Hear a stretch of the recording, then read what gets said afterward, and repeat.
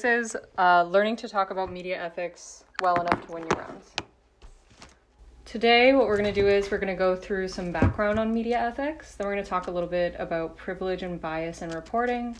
Then we're going to talk about modern reporting and digital communications and what it looks like right now. And then we'll talk a little bit about media and debate and how to discuss it, though I think that should be explained throughout. All of the information that I talk about can be brought into argumentation. And then we'll go into questions. So starting off with some background. One of the biggest problems with media ethics is that the study of journalism and media ethics didn't really start until well after the beginnings of journalism, both because reporting grew out of increased need to share information, and also just because for a long time journalists worked on an honor system, kind of assuming themselves and their colleagues to be working within the best interest of the public. And obviously we know that now to not be true, but it took a really long time and a lot of the same mistakes to be repeated over and over again before there started a formalized process of negotiating the ethics of reporting. The problems with this, the thing that did is a few. Firstly, it meant that the harm that could have been done had to have been done in order to create ethical problems around it. So no one was talking about things until journalists started to do things wrong. And at that point, the public trust in journalism as an ethical practice was already kind of eviscerated. And since then, it's always been trying to fight with the public to get that trust, mostly because there just wasn't that formalized ethical system. The other problem with it is that the harm had already been caused, right? As we'll go through, when there aren't a lot of formal and universal principles of best practices, what happens is that journalists make those mistakes. They live into the ideologies of their existing world, and then they also make assumptions about groups of people that oftentimes are wrong. The result then is that those things become part of the public discourse and understanding, and that can't really be taken back. The other thing that did is that it made it really hard in the future to try to create universal ethical practices, because journalists have been going for a really long time believing that they're all just working on the honor system. So it is a continued effort to try to get journalists and newsrooms to buy into new best practices, and a lot of the time they still don't. We're going to talk a little bit about principles. Let's talk about Habermas's idea of the public sphere. I need to use my degree sometimes, so we're going to talk about it. He believed that there was the life world, which was the private personal life, the place where it's ruled by emotions, like you and your house.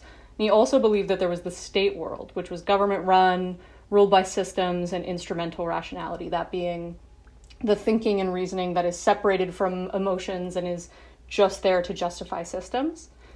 He then believed that the public sphere was a kind of combination of those two things. He thought it was where private citizens can kind of come together and critique state systems from a place of being rational and not emotional. And in his belief, and in a lot of journalistic writing, the belief is that this is ideally where the media reports from and who they report to. This is kind of stupid for a few reasons. So here's why Habermas is a dumbass. Firstly, it's just often true that the media reports as an arm more of the state world than of the public sphere, if that even exists, which means that the media often applies instrumental thinking to issues that are deeply personal. You see this all the time, but we'll get into these examples later. But you often see the media buying into systems of thinking that, say, justify the building of pipelines over the spiritual practice of indigenous people, because those are the systems that the people writing the media come from. The other thing is that the idea of a public sphere where people can just leave their emotional and personal lives at the door to bring their special, magical, rational opinions is just not in line with the way these worlds overlap with people, or for people who are just negatively impacted by systemic issues. It becomes impossible to engage in this perfect ideal of the public sphere rational thinking talk, and a world that tries to separate or imagine a separate thing that is the public sphere from the personal life and assume that those three bubbles that we just saw don't all kind of exist simultaneously is dishonest, but also prioritizes voices that can be rational, and that usually means voices that are outside of the issue. So he's stupid. I don't know if you can tell that I think that. So now let's talk a little bit from there about privilege and bias in reporting, because it kind of leads into it pretty well. So the first question that we kind of then have to ask is like, who gets to be a journalist? You can tell that I don't like the New York Times. And the reason is because traditional news media is just not really possible to succeed in unless a person has connections and probably a master's degree and the ability to work unpaid for extended periods of time. The result of that then is that even the outlets that say that they're reporting in an unbiased way, even the ones that say they check everything at the door and aren't political, aren't being unbiased because their newsrooms themselves are overwhelmingly rich and overwhelmingly male and overwhelmingly white in North America, but overwhelmingly privileged almost everywhere, because the way that people get into journalism is by oftentimes having the money to sustain trying and the connections with which to get into that newsroom. The problem with all of that is that that usually means that all of the traditionalist versions of journalists, the people who agree with the people who are already in the newsroom, are the ones that get into the newsroom again. And that usually means that the ones who are evaluating the new ethics that have come out of like years of realizing mistakes are not the ones that end up in the newsroom at all anyway. So then, why unbiased reporting is really actually super biased. Claiming to be unbiased, but still employing predominantly white, wealthy, usually men, newsrooms is just a smokescreen and kind of covers up the ways that journalists' bias enter into how they report a story. And this is often compounded by the pervasive belief that white experiences and predominant ideologies are the universal belief. The result of all of this, as we'll talk about, is that stories come out with the belief that there's no spin, but with underlying iterations of spin, just in the way that the story is told and who is prioritized. So what does that mean for reporting then? It means that ideologies that prioritize the existing systems of privilege can shape what the story sounds like in a host of different ways. A few examples are just how the different parties in a conflict might be portrayed, who is quoted and at what point in the article or how often they're quoted, what weight their words are given versus others, how long the quotes are, the image associated with each person, the way the lead is written. All of that shapes different iterations of what a story can be. And all of that is informed by a reporter's personal experience and the ideologies that they themselves buy into, because if they see themselves more in one of the subjects, they're far more likely to quote that person. If they're not actively seeking out minority voices to quote, the result that we see is that minority experts are more often not quoted. So it kind of comes through in the shape of the story, even when it doesn't come through in the politics of the story. It's like a hidden bias. I have an example too. This is an example from Politico. It's when they were reporting on Tara Reade's sexual assault claims against Joe Biden. And the lead itself reads, manipulative, deceitful user. Tara Reade left a trail of aggrieved acquaintances. Those acquaintances are her landlords.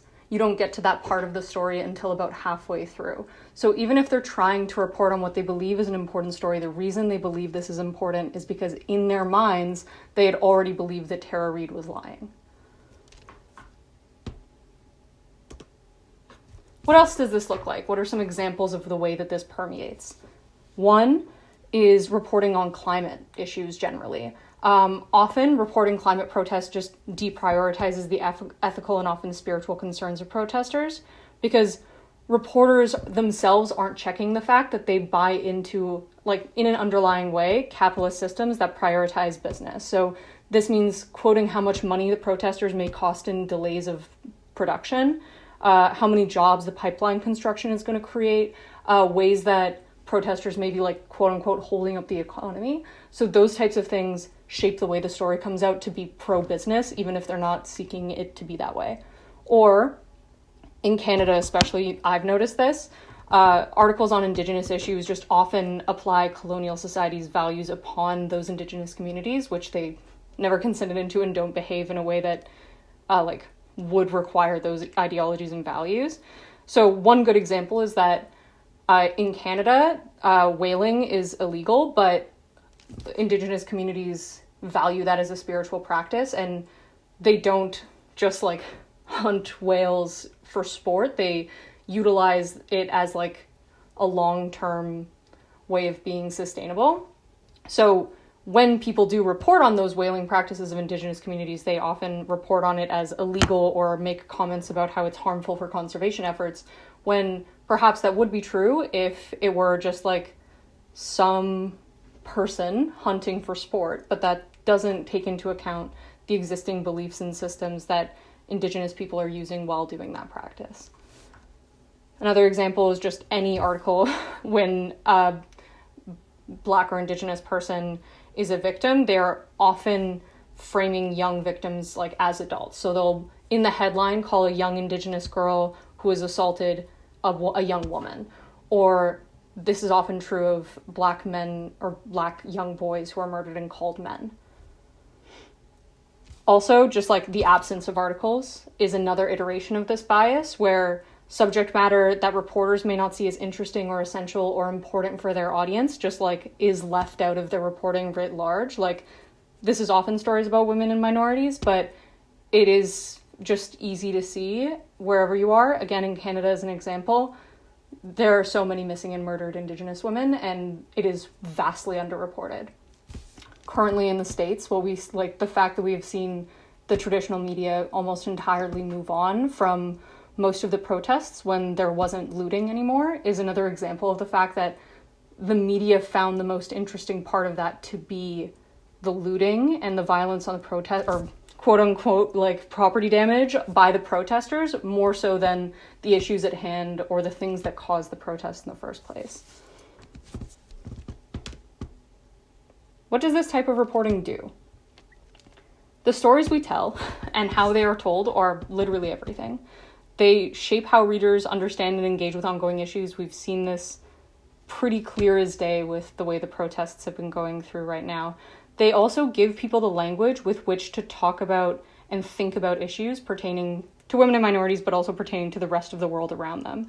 This type of reporting has a direct impact on how the issues themselves pan out. And when certain language is used, it gives permission for people to think that same way. So when victim-blaming headlines come through, or when assaulters are prioritized, or when the police are prioritized and the harm against them is prioritized, those types of things create the systems through which people think about those issues. And that then shapes how they pan out, because it changes the way that people are going to engage with it in the future. A really good example of this, I'm sorry that they're mostly Canadian, I'm Canadian. Another good example of this is Karla Homolka. If you're Canadian, you know her. She was a serial killer a long time ago.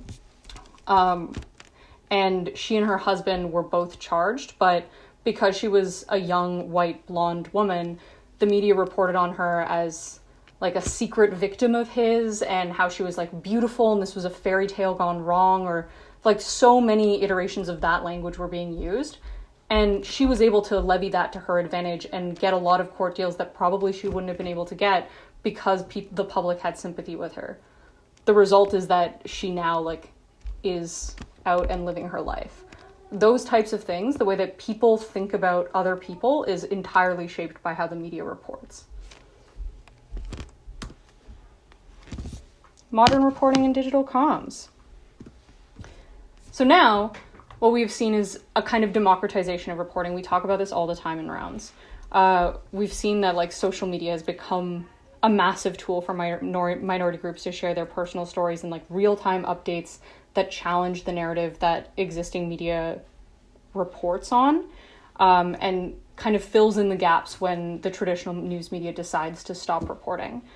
An example that you can see here is there's tweets about the Portland protesters peacefully singing, where a quick Google search would find that a lot of the news articles are about violent clashes and violence in the headlines, often attributing that to the protesters. So you can just see the difference in the way that the world is experienced and reported on when it's coming from the mouths of the people being impacted versus the news that's reporting on it. The problem, though, is that this is still not really seen as a legitimate form of reporting. We also know that the other problems, as we talk about all the time, are that it creates enclaves where people can say lies and not get challenged. That is one true thing.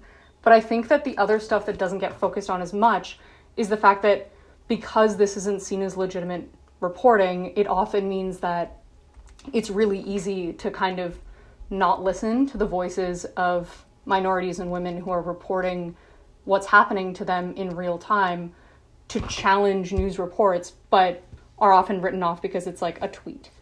Or just the fact that because none of this is seen as legitimate, there hasn't been any development of any best practices for reporters on how to deal with Twitter, how to quote Twitter, when they should be engaging with social media and how, and then additionally, how it might be possible to kind of levy connections with people on Twitter who are on the ground to create better reporting. Like, none of that is anything that ever comes through because it's just never seen as a legitimate form of relaying information.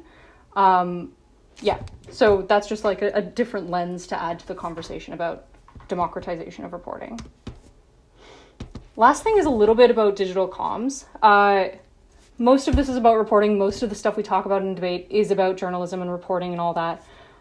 But also, communications and marketing has like even less thinking on ethics than journalism, and that's like already not a lot. There's just basically no documentation detailing best practices, and it is even more true now that digital communications has made it possible to say anything to anyone from the mouths of literally anyone with like deepfakes.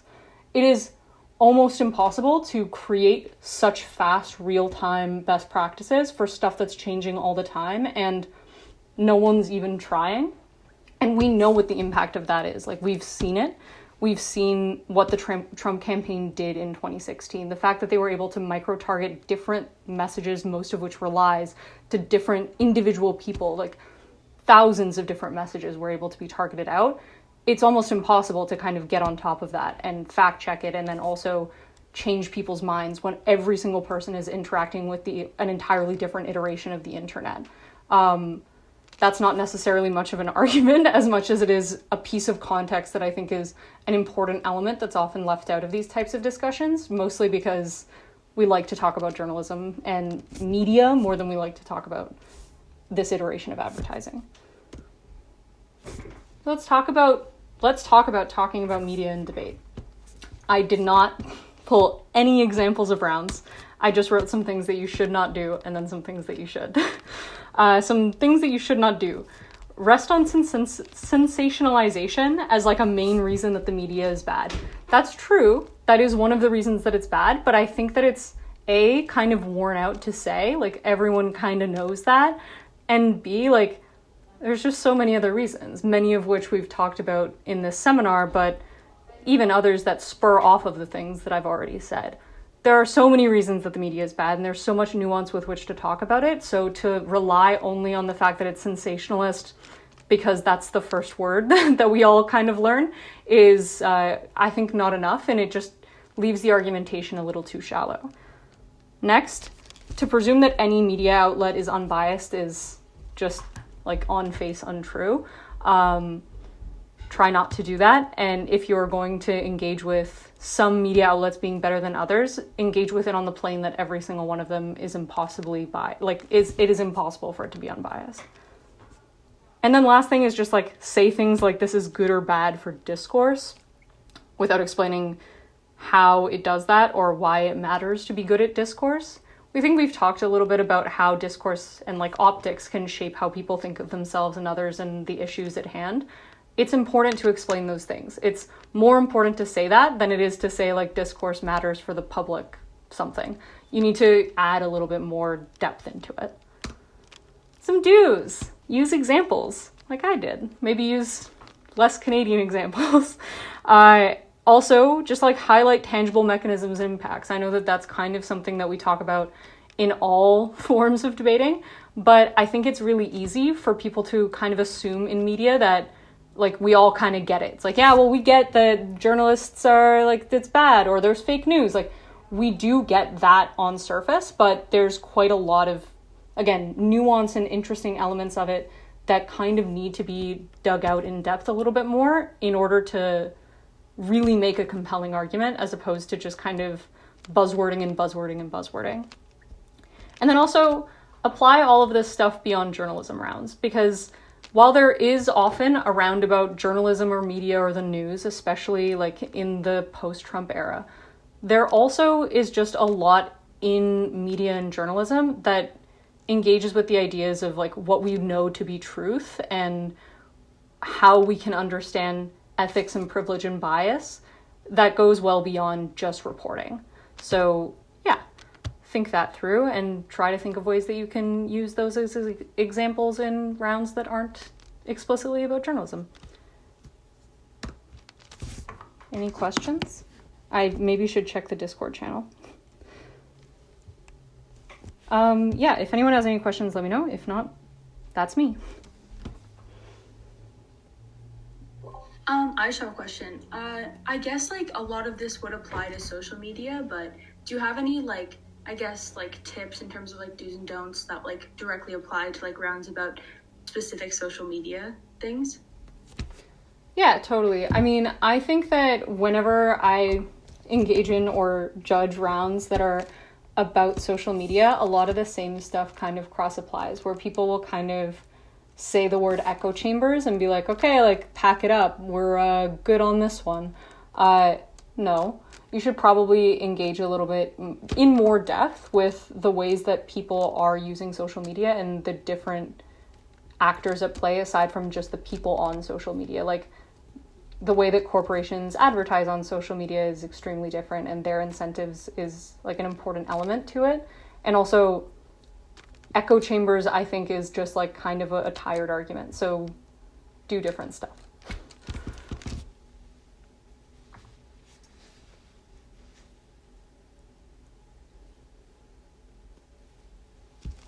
Oh, was there another thing in the thing? Oh, what was the name of the murderer? Karla Homolka. I'll also write it in here, because her name is spelled weird.